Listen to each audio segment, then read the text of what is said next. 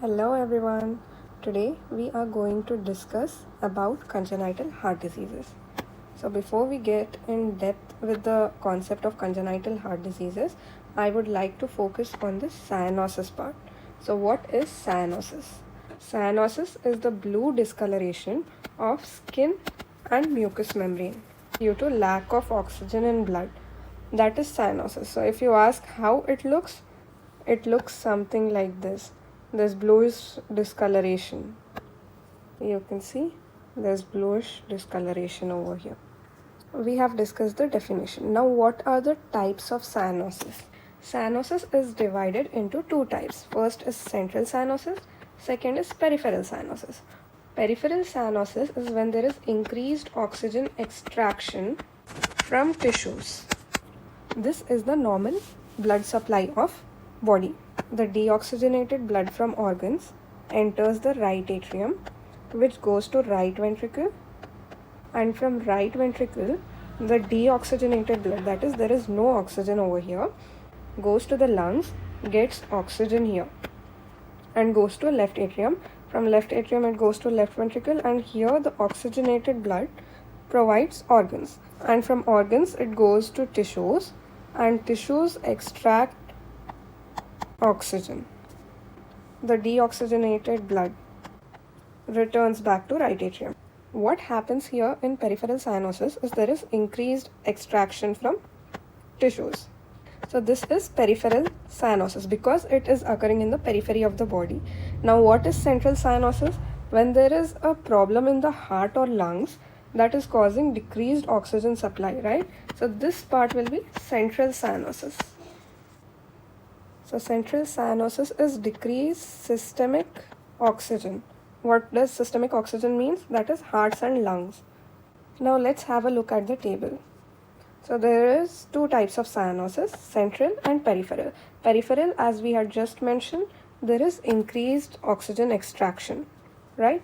And in central, there is decreased oxygen saturation. That is, the lungs do not provide enough oxygen, or the heart is not able to push out enough oxygen to the organs, correct? So the problem is here in the heart and the lungs. That is the central cyanosis, that is decreased oxygen saturation, right? So the causes will be pulmonary disease or cyanotic heart disease. Whereas for peripheral, in extreme cold conditions, attract adequate amount of oxygen. This will cause cyanosis. Another thing which can cause peripheral cyanosis is decreased cardiac output. So when the cardiac output is decreased, it will mainly provide the blood to important organs and decrease blood supply to unimportant organs. Main important organs are heart, brain, lungs, and other remaining organs. Skin is not an important organ. Next, third condition is when there is venous obstruction. Artery supplies blood to an organ and veins carry the deoxygenated blood. When the vein is obstructed, the blood remains here in the veins and in the organs, right? So the longer the period that the blood stays here, the more time tissues have to extract oxygen. Tissues extract increased amount of oxygen, which results in very low amount of oxygen exiting the veins, right? This will cause peripheral cyanosis. Next is vasomotor instability. It is due to slowing of blood in capillaries. These are the most important causes that cause peripheral cyanosis. You notice cyanosis, that is blue discoloration, in fingers, toes, or around the mouth, perioral. Perioral cyanosis is also peripheral cyanosis, right? So as you can see, finger, toe, and perioral cyanosis. In addition to that, cool extremities. And it does not improve with oxygen. So even if you provide oxygen, the condition doesn't improve because there is increased oxygen extraction in the tissue. You can provide lots of oxygen, but still it won't improve the condition. So what do you do in these conditions? You just provide reassurance, right? And provide the routine newborn care. We'll come back to the newborn care. Let's talk about the central cyanosis first. In central cyanosis, we just discussed it's due to heart or lung problem, right? So where do you see the cyanosis in central cyanosis? It is diffuse or mucosal cyanosis. Okay, the extremities are warm. It is very important to remember that in peripheral cyanosis you have cool extremities, in central cyanosis you have warm extremities, and central cyanosis may improve with oxygen. We'll come back to this point. Obviously, if you give oxygen and the condition improves, that is cyanosis improves, that means there was a problem in the lungs, right? The lungs were not giving enough oxygen, you provided the body with oxygen, and now the cyanosis problem has resolved. But even after you give oxygen and the problem doesn't resolve, that means the body has adequate oxygen, but somehow that oxygen is not reaching the organs. That means there is a cardiac problem, correct? So let's discuss the approach to cyanosis. So you have a newborn with cyanosis. So first you check if the cyanosis is in the distal extremities and lips, or it is mucosal or diffuse. Because if it's in the distal extremities and in the lips, right, that is perioral. That means it is peripheral cyanosis. It can also be called as acrocyanosis. If the cyanosis is mucosal or diffuse, that means it is a central cyanosis. And one more thing you have to remember is peripheral cyanosis. In peripheral cyanosis, SpO2 is normal, whereas in central cyanosis, SpO2 is decreased. What is the approach for peripheral cyanosis? In peripheral cyanosis, you just need to reassure the patient and do routine newborn care. Let's talk about central cyanosis. Central cyanosis means, we just discussed, either it's a heart problem or it's a lung problem, correct? So first we need to give oxygen. If the SpO2 increases on giving oxygen, that means it was a lung problem and you need to provide with respiratory support. But even after administering oxygen, 100% oxygen, the SpO2 remains unchanged, or there is hemodynamic instability. That means it was a cardiac problem. And you need to keep the ductus arteriosus open by giving prostaglandin, so that the heart continues to provide oxygen from right side of the heart to the left side of the heart, and in this way the body has longer periods of oxygen. We said to continue routine newborn care. What is the routine newborn care? That provide the baby with vitamin K, erythromycin eye ointment, hepatitis B vaccine, and continue with the screenings for metabolic or genetic disorders, check for hyperbilirubinemia, do hearing tests, and then pre and post ductal pulse oximetry. This you should do after 24 hours, since in the first 24 hours, due to ductus arteriosus, the patient can be asymptomatic, right? Next, you should check for hypoglycemia. We have discussed the cyanosis part. Now, let's proceed with the congenital heart diseases. Before we start, I know it's getting a bit too long, but we need to discuss a little more before we go ahead. Let's discuss the normal circulation before we go ahead and discuss all these abnormal circulations. Our body, that is the organs, empty the blood into inferior vena cava and superior vena cava, and both of these vena cava open into right atrium. Now from right atrium, the blood goes into right ventricle, and from right ventricle it enters pulmonary artery, and from pulmonary artery it goes to lungs, and from lungs it enters the pulmonary veins. From pulmonary veins it enters, these are the pulmonary veins, it enters the left atria, and from left atria it enters left ventricle, and from left ventricle it goes into aorta, right? And from aorta it supplies all the organs. One thing that you have to know is the pressure on the left side of heart is more than the pressure in right side of heart. So if by any chance there is a septal defect between the atria, atrial septal defect or ventricular septal defect, the blood flows from high pressure area to low pressure area, and there's also a connection here, which is PDA. We have just discussed the blood flow circulation around the body. Now we'll discuss about the congenital heart diseases. There is right to left shunt and there is left to right shunt. What happens when there is a shunt from right side to left side? That means the blood is flowing from the right side of the heart to the left side of the heart. What happens here? Right side is filled with deoxygenated blood, correct? Now this deoxygenated blood goes to the left side, and from left side it goes to the organs. Deoxygenated blood has less oxygen. What happens when there's less oxygen? You can see cyanosis.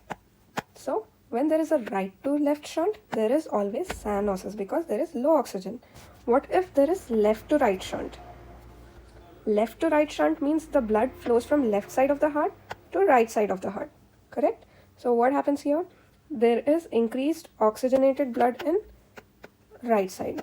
And another thing that happens is there is decreased cardiac output from left heart.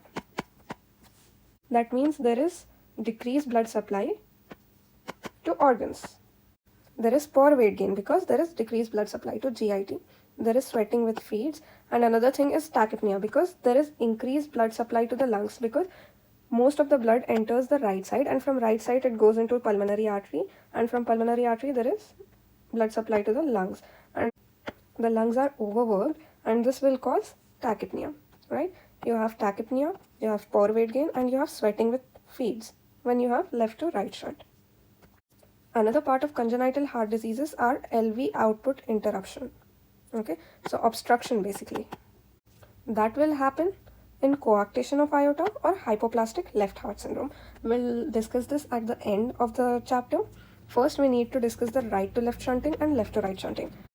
In right to left shunting, we said the blood supply is increased from right side of the heart to left side of the heart. Right side is deoxygenated blood, left side is oxygenated blood. And this will cause cyanosis. This is what we had discussed about the right to left shunt. First aid has given us an amazing mnemonic for the 5 T's. 1 vessel, 2 vessels, 3, 4 and 5. Correct? First is 1 vessel, that is truncus arteriosus. That means both the vessels. What do you mean by both vessels? That means aorta and pulmonary trunk. They should be separated, right? But here both of them are combined. So truncus arteriosus, it's like a one big giant trunk. Second is number 2, that is 2 switched vessels, transposition. What does that mean? What does transposition mean? That means you have aorta and pulmonary artery. Pulmonary artery exits from right ventricle and aorta exits from left ventricle. That's how it should be, right? And this is what occurs normally. But in transposition, right ventricle, aorta, left ventricle, pulmonary artery, because there is a switch. Next comes 3. 3 means tricuspid. So there is a problem with tricuspid atresia. Next comes number 4. That means tetra. Tetra meaning tetralogy of Fallot. Next comes 5. That means there is 5 letters in the name. That is TAPVR. Total anomalous pulmonary venous return. That means these are the pulmonary veins. Correct? Normally they empty into left atria. But in TAPVR, that is anomalous pulmonary venous return, instead of the pulmonary veins draining into left atria, they drain into the right atria. So it can be one vessel that is draining into right atria, or it can be all of the vessels that are draining into the left atria. So if it's only 1 or 2 vessels, that means it's partial, total anomalous. If all of the pulmonary veins are returning into right atria, that means it is total, right? So this is what's happening here. And just to remind you, congenital heart disease is central cyanosis. We'll discuss in detail the numbers 1, 2, 3, 4 and 5. First, let's discuss 1. 1 was one trunk, right? Truncus arteriosus. So the truncus arteriosus fails to divide due to failure of septum formation. In the development of heart, it starts as a single trunk. This single trunk will form a septum, aortopulmonary septum, and this septum will divide this trunk, truncus arteriosus. Septum will divide it into aorta and pulmonary artery. Why there is failure of septum formation? Due to failure of neural crest cells. This septum is formed from neural crest cells. A failure of neural crest cell, there is failure of aorta septum, which will cause truncus arteriosus, persistent truncus arteriosus. Now, when there is a single trunk, you always have a problem of oxygenated and deoxygenated blood. So the patient should always have an accompanying VSD. Another thing that you see on chest X-ray is cardiomegaly and increased pulmonary vascular markings. Now let's talk about the TGA, transposition of great arteries. We mentioned that the pulmonary artery and aorta switch places. So instead of this, they form this. Aorta leaves right ventricle and pulmonary trunk leaves left ventricle. They have switched the places. And this will cause a separation. This is important. There is separation of systemic and pulmonary circulation. Here you have right ventricle emptying into aorta. Now the aorta will obviously go and provide the blood to body. After body, body returns blood to right atrium. Right atrium will go to right ventricle, correct? Then the cycle remains. Similarly, left atrium will go to left ventricle, to pulmonary artery, and then lungs, then it will go to left atrium. The cycle repeats. So you have a different systemic and pulmonary circulation. Both of them get separated. Not compatible with life unless a shunt is present. So it either has to have a VSD, PDA, or patent foramen ovale. And if you ask why does transposition of great artery occur, it is due to failure of aortopulmonary septum to spiral. So you said that neural crest cells are there. They will form the septum, aortopulmonary septum. Now this septum has to spiral around, right? Spiral around so that it comes to this. The septum has to spiral around to give the positions of aorta and pulmonary artery. But here the septum has divided the trunk into two parts, aorta and pulmonary artery, but then it has not spiraled. That's why we have separate circulations. Important thing that you have to remember is it is associated with maternal diabetes. Okay. And important feature is egg on string appearance on chest x-ray. Not do any surgical intervention. Most infants die within first few months. Okay. Another thing that you will see here is increased serum lactate levels because there is anaerobic. Come the numerical 3, that is tricuspid. So tricuspid atresia is absence of tricuspid valve. Here is the tricuspid valve is absent. Means the right ventricle will become hypoplastic. And when right ventricle is hypoplastic, it will cause the underdevelopment of pulmonary valve, which will lead to pulmonary stenosis. To sum it up, when the tricuspid valve is absent, right atria becomes enlarged, right ventricle becomes hypoplastic. When right ventricle is hypoplastic, there is very less amount of blood that it can push. So this leads to underdevelopment of pulmonary valve, and that will lead to pulmonary stenosis. And pulmonary stenosis means decreased blood in pulmonary artery, right? This will cause decreased vascular markings on chest x-ray, right? And the enlarged right atrium will cause tall P wave. That it requires both atrial septal defect and ventricular septal defect, or else there should be PDA.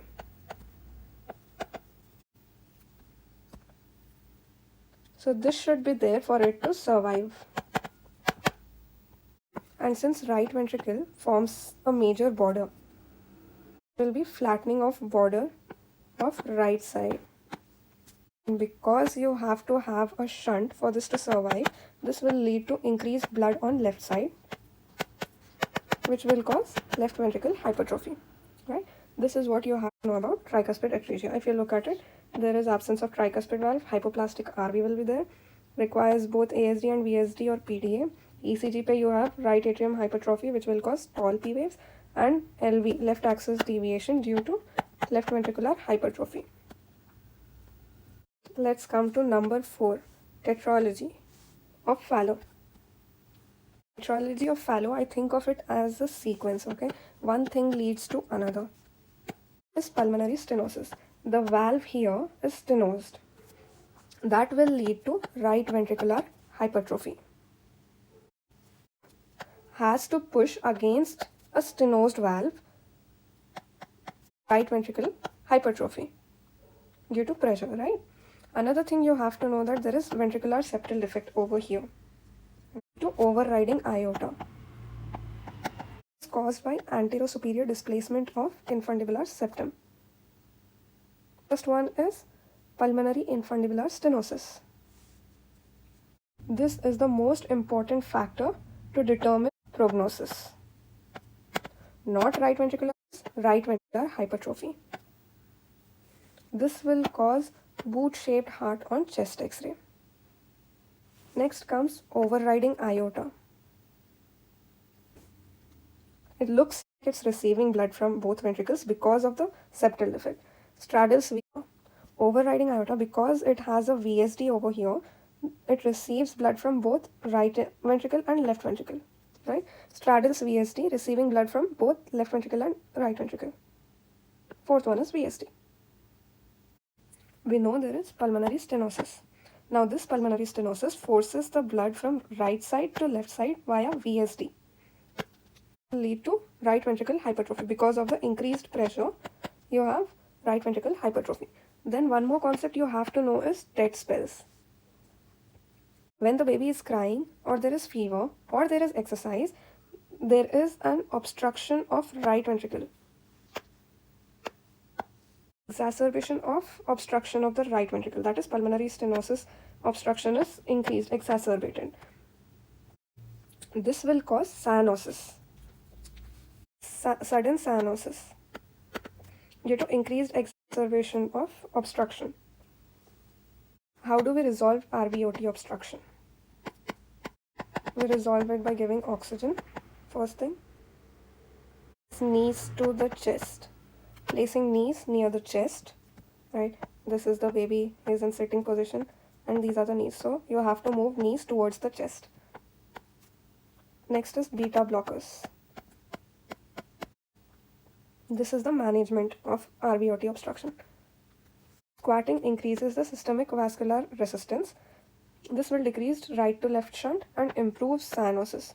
Why it will decrease right to left shunt? Because the increased systemic vascular resistance will increase the afterload. That is, what is afterload? It is the increased amount of pressure required to push blood from left ventricle to aorta. Right? So if the left ventricle requires more pressure to push blood, that means the shunt decreases. Right to left shunt decreases. So squatting improves tetralogy of Fallot. Knees to chest. Another thing that we have to discuss is tetralogy is associated with 22q11 syndromes, that is DiGeorge syndrome. DiGeorge syndrome has thymic hypoplasia, conotruncal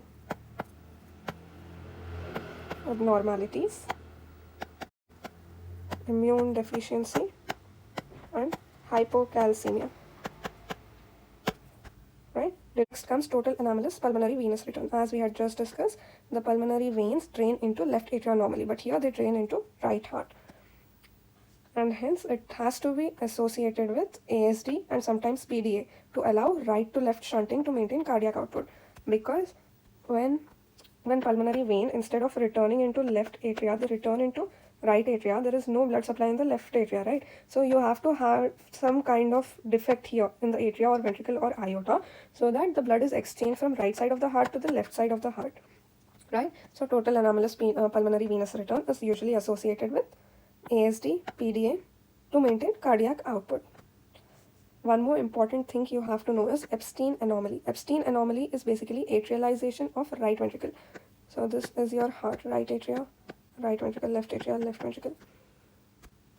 What happens in Epstein anomaly is the tricuspid valve is displaced more downwards towards the right ventricle. So that means the right atria has become a big space and right ventricle has become a small space. And that is why it is called atrializing of ventricle. And it can be associated with regurgitation and conduction abnormalities, accessory conduction pathway, and right side heart failure, right? And it is due to lithium exposure.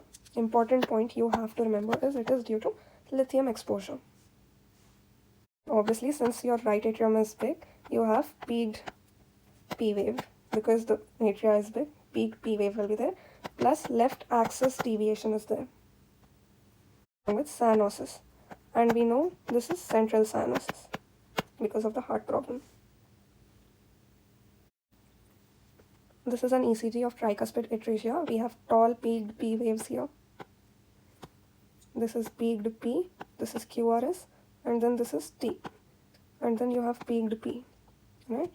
And you have the left axis deviation over here and LVH, left ventricle hypertrophy. How do you know left ventricle hypertrophy? Because the QRS complexes are very big. The length is very big, that means left ventricle hypertrophy. The important findings that you have to know. PGA, that means two, right? Two vessels are switching their sides. So you have to have VSD. So you can see a murmur along with that. Important thing is you can see Egon string heart. Tetralogy, you should know that there is VSD murmur, there is pulmonary stenosis murmur, and there is boot-shaped heart. Tricuspid atresia, decreased pulmonary blood flow. Truncus arteriosus, you have increased pulmonary blood flow and edema. TAPVR, you have snowman sign. Now we will be discussing left to right shunt. So they have given us a mnemonic, right to left early. R and L come together, so right to left, right? Next, left to right is later. L comes first and then comes R.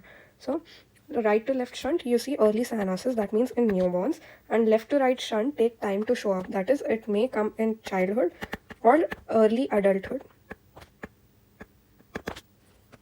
Left to right is all septal defects. That is atrial septal defect, ventricular septal defect, and patent ductus arteriosus. Ventricular septal defect. Let's talk about ventricular septal defect. So there is a septal defect between the ventricles. This will cause blood to flow from high pressure area to low pressure area, and the high pressure area is left ventricle and low pressure is right ventricle. So there is left to right shunt. I just mentioned that left to right shunt presents later in life, right? So it is asymptomatic at birth, it may manifest weeks later, or it may remain asymptomatic throughout life. So if the septal defect, right, the septal defect is small, it self-resolves. If it's large and if it's left untreated, it may cause LV overload and heart failure. So one thing you have to know is, since it's going from left side to right side of the heart, there is increased oxygen in right side, right? And hence that's why oxygen saturation increases in right ventricle and pulmonary artery. Because another thing that you have to know is ventricle septal defect are characterized by three things. First is size, second is location, third is isolated or associated defect. Let's talk about the size. Size means it might be small VSD or it might be a large VSD. So imagine these are the two ventricles, right ventricle and left ventricle, right? And the VSD is like very small. So when the blood passes from left ventricle to right ventricle, it will make more noise. Correct? So this is a restrictive VSD. It will cause loud murmur. Similarly, now imagine there is a shunt between the ventricles and it is quite large. So the blood will flow from left ventricle to right ventricle without making much noise. Hence, it will cause decreased noise. This is non-restrictive. Large VSDs have to be closed surgically. What about small VSD? Small VSDs can resolve, right? Self-resolve. But what happens if the small VSDs don't resolve, right? Echo and monitor. That is, serial echo should be done and monitor. And the resolve period should be given as less than 2 years. That is, if it resolves within 2 years of age, then well and good. If it doesn't resolve in 2 years of age, then you have to proceed to surgery. Because you can't just leave it that there's a small VSD, it's okay, even if you don't operate. Anyway, it's small. You can't do that. You have to check 2D echo, keep monitoring the VSD, and then if it doesn't resolve by the age the baby reaches 2 years, then you should proceed with a surgical option. If we are talking about the non-restrictive one, right? So most of the blood is going to the right ventricle. That means there is increased blood supply to lungs, because right ventricle goes to pulmonary artery and pulmonary artery goes to lungs. And this will cause respiratory distress because there is increased blood supply there, and it will cause, leaking out of fluid from capillaries, and this will cause respiratory distress. How do you treat this? Use diuretics. Another thing is, because most of the blood is going from left to right, there is decreased cardiac output from left ventricle. Right? This will lead to poor heating, poor growth. Talk about the location. The septum, ventricular septum, is made of two parts. One is membranous and one is muscular. Most commonly, defect is in membranous part. Let's talk about atrial septal defect. That you have to remember this important point. It is due to ostium secundum defects most commonly. Rarely it's ostium primum. Different from patent foramen ovale, because patent foramen ovale is due to failure of fusion between septum primum and septum secundum. But here there is defect in secundum or in primum ostium. Okay. So what happens, we know there is increased oxygen in right side of the heart, that is right atria, right ventricle and pulmonary artery, and it may also lead to paradoxical emboli. This is very important. What is paradoxical emboli?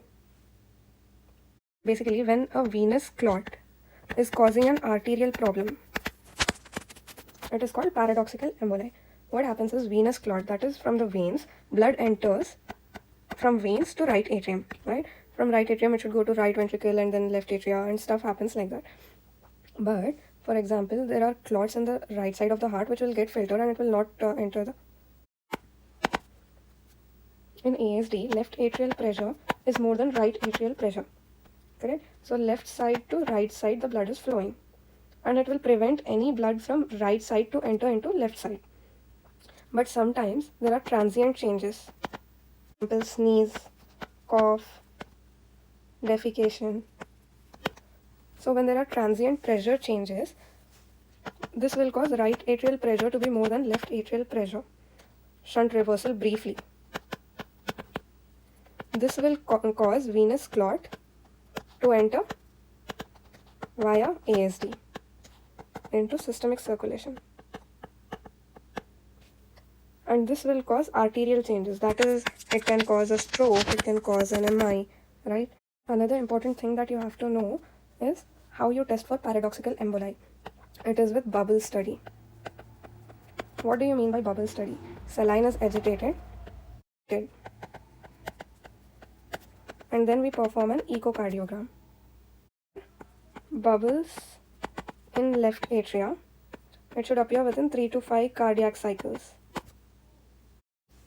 One more thing you have to know is because the blood is going from left atria to right atria, the right atria will enlarge because there is too much blood, and this will cause conduction abnormality. The enlarged atria will somehow create a problem in the conduction pathway. So normally, if this is the right atria, right ventricle, there is normal conduction from SA node to AV node, and from there to the Purkinje system. This is the conduction pathway. So when right atria becomes enlarged, this will cause a problem in the conduction pathway, right? That will lead to conduction abnormalities like right bundle branch block. And why do we have wide fixed split S2? Because there is too much blood on the right side. This will cause delayed closure of pulmonary valve. This will lead to fixed split of S2. Thing is, it is associated with Down syndrome also. This is all you have to know about the atrial septal defects. Patent ductus arteriosus. That is, there is a connection between aorta and pulmonary artery. It is called patent ductus arteriosus. As we know, there is increased pressure in aorta. The blood will flow from aorta to pulmonary artery. This is the direction. Left to right shunt. And this will lead to increased blood in pulmonary artery. That will lead to right ventricle hypertrophy because of the pressure. Eventually cause heart failure. One thing about these septal defects you have to know is the blood will flow continuously, right? So that is the reason why holosystolic murmur is present in septal defect, ventricular septal defect, and in patent ductus arteriosus you have continuous machine-like murmur. Patent ductus arteriosus is usually present in utero, okay, normal in utero, and it is present even after birth. That is, it takes approximately 18 to 24 hours after birth to close PDA. This is called functional closure. If it takes few days to week, it is called anatomical closure. In any case, if you want to keep the duct open, right, this duct you want to keep open, then what do? You give them PGE, prostaglandin, PGE2, tension. If the patent ductus arteriosus is uncorrected, then it will cause late cyanosis, because we know all these left to right shunts are occurring in the later part of the life. It will cause late cyanosis in lower extremities. That is, there is differential cyanosis that is present in lower limbs. So what's the name of PGE2 that you give? Alprostadil. One more thing, if you want to close, PGE2 is to keep open. If you want to close PDA, then you can give indomethacin. that is an NSAID. This will cause inhibition of COX, which will decrease prostaglandin synthesis. Close PDA, we said we can give indomethacin, right? But if it's an older patient, that is 4 years, it's a 4-year kid, then how do you close PDA? You do a surgical ligation or percutaneous PDA occlusion. This is how you close PDA in an older patient. Next, we'll talk about Eisenmenger syndrome, that is left to right shunt, right? What are left to right shunt? That is VSD, ASD, PDA. We do not correct these. We left it uncorrected. This will cause increased pulmonary blood flow because all of it is going into the right ventricle, will increase the pulmonary blood flow. This will cause remodeling. Pulmonary artery hypertension is there. This hypertension, we have right ventricular hypertrophy. Because the pressure increases due to right ventricular hypertrophy, there is shunt reversal. That is, it becomes right to left now because increased pressure due to right ventricular hypertrophy. Now, because the shunt is reversed, that is right to left, that means there is deoxygenated blood on left side. This will cause cyanosis in later part of life. Cyanosis, clubbing, and polycythemia. The thing I wanted to discuss in PDA is when there is a large PDA. Initially, there is left to right shunt, correct? This will cause increased pulmonary blood, increased blood to left atrium, and eventually increased left ventricular preload, right? Till this, we know that this is clear. We know that this part is very clear for us. Now, when the LV preload is increased, this will cause LV dilation. This will cause increased stroke volume and eventually high output. Actually, due to the compensation mechanism, LV manages to push out this high cardiac output, but later on the compensation mechanism fails and this will cause high output heart failure. Now this high cardiac output will lead to hyperdynamic circulation, accentuated peripheral pulses. Right? So you have to remember the increased left ventricular preload will cause LV dilation. This will increase the stroke volume and eventually cause high cardiac output. This output will cause hyperdynamic circulation and increased accentuated peripheral pulses. Eventually the compensation fails and leads to high output heart failure. We have discussed left to right shunts. Next comes coarctation of aorta and persistent pulmonary hypertension of newborn. Coarctation of aorta. The aorta gets constricted here. That is aortic narrowing near the insertion of ductus arteriosus. This is aorta. This is pulmonary artery. Now this is the ductus arteriosus, correct? So the place where the ductus arteriosus gets connected to the aorta, this is the place where the aortic narrowing occurs. So aortic narrowing near the insertion of ductus arteriosus, that is juxtaductal, is called coarctation of aorta. Important thing is it is associated with bicuspid aortic valve, which occurs usually in Turner syndrome, other heart defects, and Turner syndrome, right? So what does this do? Because there is a constriction. This is the aorta, correct? Here the constriction occurs. So what happens here is the blood is supplied to the upper limbs and head, and below this is lower limbs and abdomen. So above the constriction part there will be hypertension, and below the constriction part there will be hypotension, right? And in addition to that, there will be delay in pulses because the blood flow is decreased in the lower part. There will be a delay of pulses. So you can see brachiofemoral delay, right? Hypertension in upper limbs and lower limbs are cold and cold with weak delayed pulses. Why they are cold? Because there is decreased blood flow to the lower limbs and weak and delayed pulses, which will cause brachiofemoral delay. With age, intercostal arteries enlarge due to collateral circulation. So you can see enlargement of intercostal arteries near the ribs. I'll show that in a minute. Right? What are the complications? Includes heart failure. Because it is constricted, there is increased amount of pressure that the left ventricle has to push the blood through. That is, there is increased afterload. which will cause left ventricular hypertrophy. Initially, the left ventricle will compensate but will eventually lead to heart failure. Then there is a risk of cerebral hemorrhage because you have the blood supply here, head and upper limb, right? So there will be hypertension. So what will hypertension cause in brain? It will cause hemorrhage. So there is increased cerebral hemorrhage risk, that is aneurysms. Aortic rupture can also occur and possible infective endocarditis. Let's look at coarctation in a little bit more detail. So it can be congenital or acquired, right? It is due to increased LV afterload. Just as I said, coarctation causes increased afterload, which will cause increased pressure, right? This will cause LVH and eventually heart failure. It can present, if it's congenital, it can present in adulthood. And we know that upper body will cause hypertension, and lower extremities there is decreased blood, that will cause claudication. That is, there is decreased blood supply to the lower limbs, which will lead to exercise intolerance. Then we also discussed there is brachiofemoral delay, and that means there is difference in blood pressure in upper limb and lower limb, correct? And due to the collaterals, this is an important point, due to the collaterals we can see a continuous murmur if the collaterals are present. So you can see there is rib notching from dilated intercostal arteries, right? You can see figure of 3, there is aortic knob here, and then there is a coarctation part here, then there is dilation after the coarctation, right? And you can see there is rib notching over here due to dilation of intercostal artery, right? ECG पे you see LVH, and chest X-ray we just discussed there is inferior notching and 3 sign. Echocardiography can confirm this. Treatment, what do you do in the treatment part? We want to open up the constricted part, right?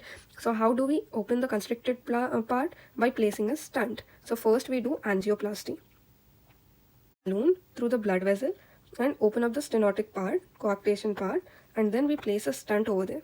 This is one thing you can do, or other thing is repair it with surgery. And if we are talking about neonates, if the neonates have severe narrowing of the aorta, what happens is there is heart failure. As I just said, that there is increased afterload will lead to LVH, and this will cause eventually heart failure, right? Heart failure means there is decreased cardiac output, which leads to poor feeding. Why poor feeding? Because the blood supply to GIT is decreased, right? And then there is diaphoresis and cardiogenic shock. Now comes complications. Complications may it can cause aortic aneurysm, dissection, rupture. Then we had just mentioned the hypertension in the head will cause hemorrhage and cerebral aneurysm. We are talking about neonates, we can keep the ductus arteriosus open so that if in case there is a severe narrowing, right? Opening the ductus arteriosus will help with the circulation. That's all we have to discuss about coarctation of aorta. Next, let's discuss persistent pulmonary hypertension of the newborn. So let's discuss about the pulmonary hypertension part, right? When the baby is in utero, lungs are filled with water. There is decreased oxygenation, right? When there is decreased oxygenation, this will cause hypoxia. Hypoxia will lead to vasoconstriction. Important, hypoxia will lead to pulmonary vasoconstriction. That means it increases pulmonary vascular resistance. Why pulmonary vascular resistance is increased? Due to vasoconstriction, correct? Now, what happens at birth? At birth, there is oxygen supplied to lungs. That means the trigger for vasoconstriction is gone because hypoxia was causing vasoconstriction. There is no trigger for vasoconstriction, which leads to vasodilation of pulmonary artery, correct? Which means there is fall in pulmonary vascular resistance. This should happen at birth. This is the concept of pulmonary hypertension. There is vasoconstriction, but at birth, after birth, when there is oxygen supplied to the lungs, there is vasodilation, which will lead to fall in pulmonary vascular resistance. In some cases, this pulmonary hypertension with raised pulmonary vascular resistance is persistent even after birth, right? There is persistent hypertension, that is vasoconstriction and PVR increase even after birth. Even after birth, there is increased pulmonary vascular resistance. That is called persistent pulmonary hypertension of newborn. So pathogenesis is basically persistence of increased pulmonary vascular resistance. That will cause right to left shunt. Talk about the risk factors. Risk factors is, first one is lung hypoplasia. In lung hypoplasia, there is decreased development of pulmonary vasculature. This will cause hypertension, pulmonary hypertension, right? What are the examples of lung hypoplasia? Potter sequence and congenital diaphragmatic hernia. The hernia will not let the lungs develop, right? So these are the causes of lung hypoplasia, that is abnormal development of pulmonary vasculature. But what if the pulmonary vasculature is well developed? Okay, pulmonary vasculature is normal, but still you have pulmonary hypertension. So for that, the reason may be meconium aspiration. Meconium plugs get stuck in the lungs. This will cause to increased vascular resistance, right? Another thing is infections, like pneumonia. This pneumonia will cause consolidation, right? Both of them will decrease the oxygen in lungs. This will cause hypoxia, and hypoxia will lead to vasoconstriction, we all know. These are the risk factors for persistent pulmonary hypertension of newborn. Now, how do you manage pulmonary hypertension of newborn? Management is easy. You have hypoxia, that's why you need to give oxygen and ventilation, right? Second thing, there is vasoconstriction, correct? So you need to dilate. So you need to provide inhaled nitric oxide. Nitric oxide is vasodilator. So pulmonary vasodilator you need to provide. So there is hypoxia, give oxygen. There is vasoconstriction, give nitric oxide. This is how you have to manage persistent pulmonary hypertension of newborn. Now let's look at this. So you have read the pathogenesis. You are done with the risk factors. And how does it present? It presents with respiratory distress, because we know hypertension, there is increased blood supply to the lungs, that will cause respiratory distress, tachypnea. And it will also cause cyanosis, because we know there is hypoxia, right? There is differential hypoxia. That means the upper limbs are provided with adequate oxygen, but the lower limbs are not. So fingers you have normal, toes may you have cyanosis. Preductal oxygen saturation is higher than postductal. There is equal pulses. There are equal pulses. So you can differentiate this with coarctation of aorta, because there is equal pulse here. The important thing that you have to know, that there is decreased SpO2 postductal. Let's quickly visit about the congenital cardiac defect associations. So alcohol exposure, fetal alcohol syndrome, will lead to all the septal defects, right? ASD, VSD and PDA, all the septal defects. Along with that, TOF. Next comes rubella. Same septal defects, PDA, and in addition to that, you need to remember pulmonary artery stenosis. Down syndrome, septal defect. Diabetes during pregnancy. Diabetes mein you need to remember 1, 2, 3. 1 is one trunk, that is truncus arteriosus. 2 is two arteries, that is transpositions of two vessels, transposition of great arteries. 3 is tricuspid. 3 is tricuspid atresia, right? So there is 1, there is 2, there is 3, right? 3 T's, and in addition to that, there is VSD. And diabetes also has HOCM2. Next comes Marfan syndrome. Marfan syndrome mein most important one is aortic aneurysm and dissection, aortic regurgitation and mitral valve prolapse. This is very important, you have to remember. Next, lithium exposure, Epstein anomaly, Turner syndrome, bicuspid aortic valve and coarctation of aorta. This is also very important. Next is Williams syndrome, supravalvular aortic stenosis, DeGeorge syndrome, that is 22q11, truncus arteriosus and tetralogy of Fallot. That's all we have to discuss.